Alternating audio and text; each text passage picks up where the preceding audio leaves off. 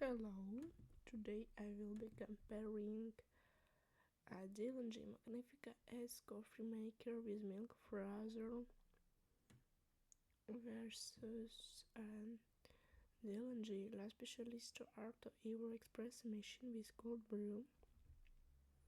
Be sure to watch to the end and I will tell you which is better. Links to all the products are in the description, so let's start.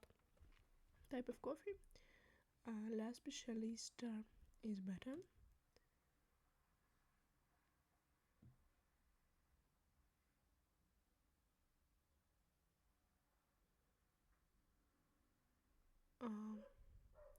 Brewing capacity Magnifica S is better. Brew Strange Control and La Specialista is a winner. Hot and cold coffee La Specialista. Milk frother La Specialista. Programmability Magnifica S is winner. Ease of use Magnifica S is better. Water reservoir Magnifica S is winner again. Cleaning Magnifica S is better. Footprint and design ZI.